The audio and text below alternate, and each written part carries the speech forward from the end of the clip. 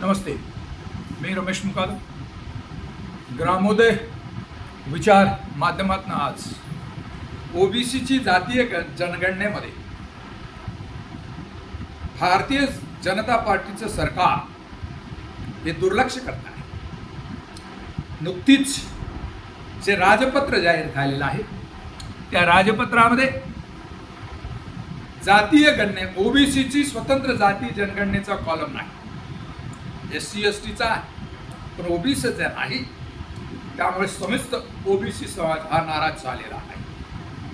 कोकण राष्ट्रीय ओबीसी महासंघाचे कोकण विभागीय अध्यक्ष एकनाथ तारमाळे यांनी या संदर्भात स्पष्ट नाराजी व्यक्त केलेली आहे.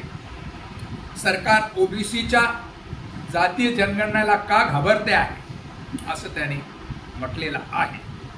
आणि ओबीसीची जातनिहाय जनगणना सरकारनं संसदेमध्ये घोषित केल्याप्रमाणे करावी अशी त्यांची आग्रही मागणी आहे.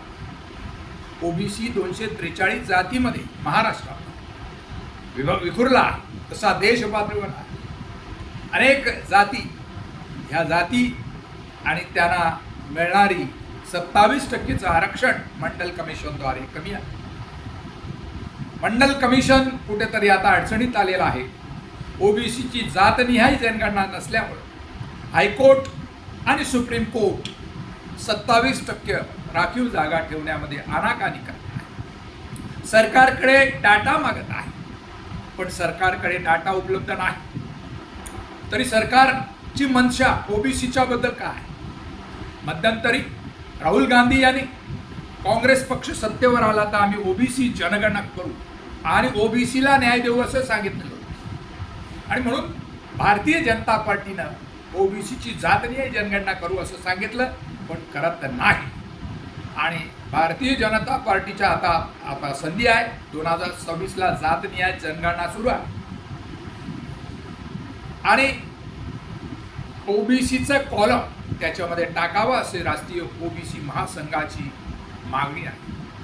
राष्ट्रीय ओबीसी महासंघातर्फे वेळोवेळी आंदोलन केलेले आहे.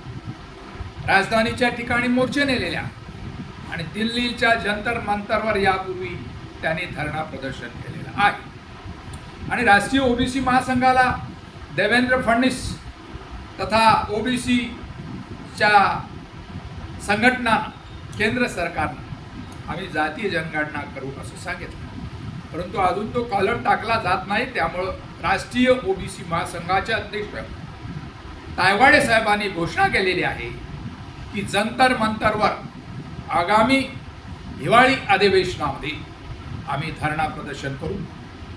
ओबीसीची जातनिहाय जनगणनेमध्ये जनगणना करावी ह्या आग्रहाची मागणी शीतकालीन म्हणजे हिवाळी अधिवेशनामध्ये ओबीसी करणार आणि ओबीसीची मागणी जर मान्य केली नाही तर संसदेला घेराव देखील घालण्याची तयारी राष्ट्रीय ओबीसी महासंघाने केलेली आहे. महासंघाच्या या आंदोलनाच्या पवित्र्यावर संसदेला घेराव टाकण्याच्या पवित्र्यावर केंद्र सरकार बघतो काय हे बघण्यालायक आहे.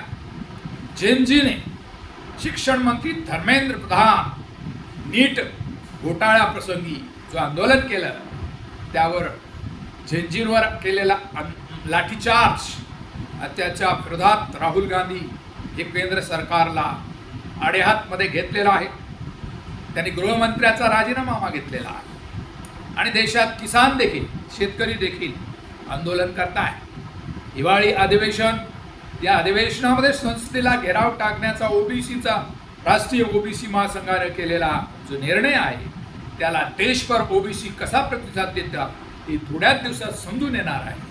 परंतु या संदर्भामध्ये आपली भूमिका काय कमेंट्स करा आणि माझा व्हिडिओ जर आवडला तर लाईक करा, सबस्क्राईब करा आणि फॉरवर्ड करा.